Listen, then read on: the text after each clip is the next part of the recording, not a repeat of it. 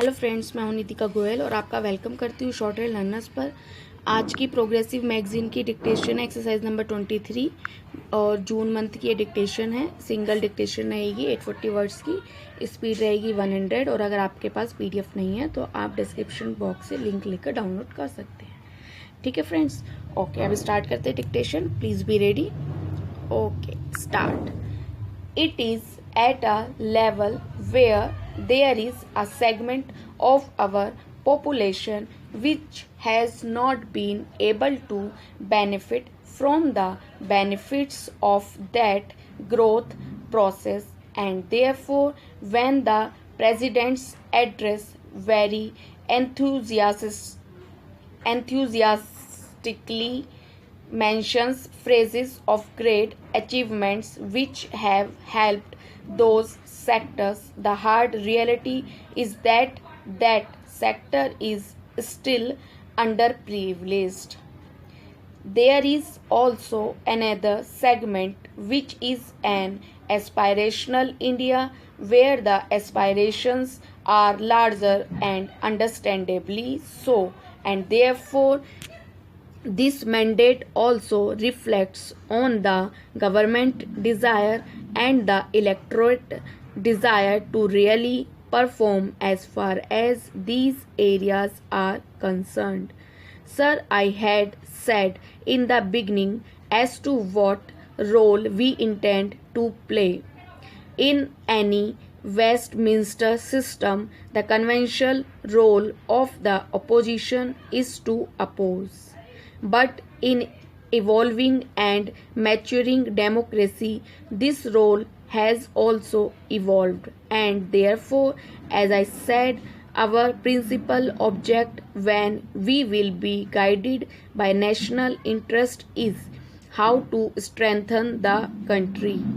We have to strengthen this country in terms of making its border secure. We have to strengthen this country in fighting terror within the country. We have to strengthen this country in our endeavor to help the government so that it can vanish all forms of poverty and sufferings. We have to strengthen this country by even pursuing the goal of social justice.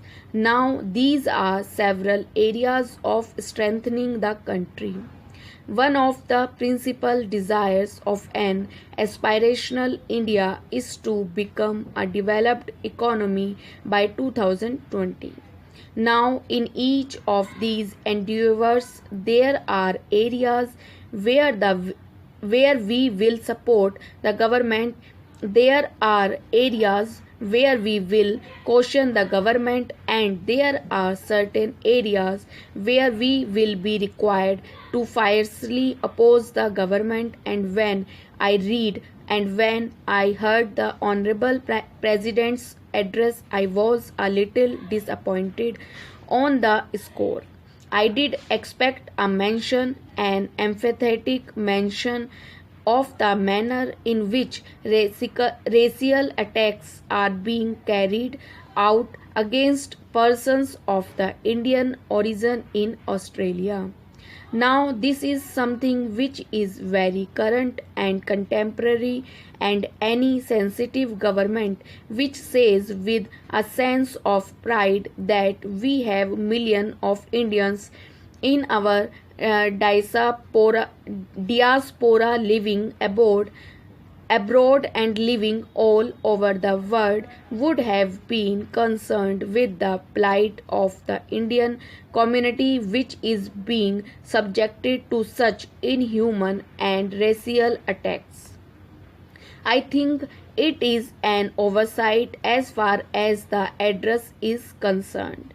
When I read the address, I also read my party's manifesto, and I have no hesitation in saying that there are several areas which are of common national cause for the entire political community. Our roads may be different, but the ultimate destination is really the same, and therefore, the emphasis which the President's address has given on achieving a high growth and a low inflation, I think, is something on which we will stand solidly behind the government. The President's address, in terms of the desire of the government to legislate the Food Security Act so that the impoverished people in India living below the poverty line can have the benefit of 25 kilograms of food grains at affordable prices, is an inherent path of the right to food. And we do believe that this right to food, as a large number of liberal economists say, is a populist scheme. This free distribution of rice or cheaper distribution of rice or wheat is a burden on the exchequer, but in the political community, since we are directly concerned with the plight of people who suffer, this is in fact far from populism. It is a right of food and the benefit of the government resources, the exchequer reaching the weakest man, and therefore in states which have been implementing, particularly Chhattisgarh, now I am told Orissa has also started it. It has worked very effectively. And if the government brings this, really implements this right to food, I have not the least doubt in saying that we in the opposition would strongly stand behind the government in implementing this across the country. As for the determination which the government has ostensibly expressed for having a zero tolerance as far terrorism is concerned, my party had occasionally felt in the last 5 years that the government was soft on terror, and we were amongst people who were considered as those who really stand by this phrase zero tolerance on terror. Accusations were hurled at us.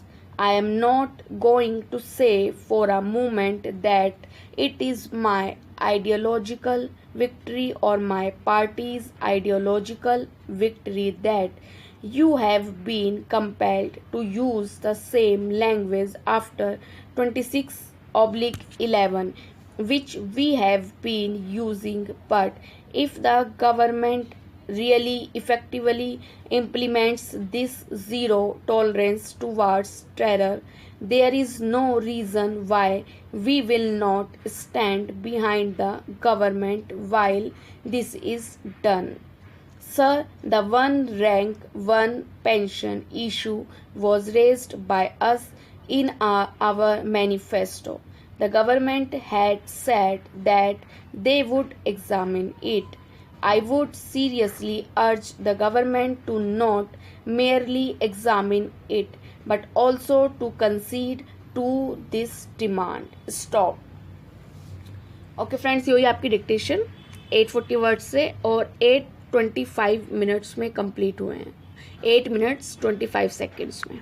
I hope आपसे अच्छे से लिखी गई होगी. Easy dictation थी, कुछ words थे थोड़े टफ, तो अगर आपसे नहीं लिखे गए हैं तो उनकी प्रैक्टिस करिए, अगर लिखे गए हैं तो उसको रीड करके टाइपिंग करिए और रीचेक ज़रूर करें. मिस्टेक्स को मार्कआउट करना बहुत ज़रूरी है. आप किसी भी स्पीड पर लिख रहे हैं, मिस्टेक्स को जब तक क्लियर नहीं करेंगे कोई बेनिफिट नहीं होगा डिक्टेशन लिखने का. ठीक है फ्रेंड्स, अगर आपको वीडियो पसंद आए तो प्लीज़ इसे लाइक करें, अपने फ्रेंड्स के साथ शेयर करें. सजेशन है तो आप मुझे कॉमेंट बॉक्स में दे सकते हैं. ठीक है, do practice, stay blessed, thank you, bye bye.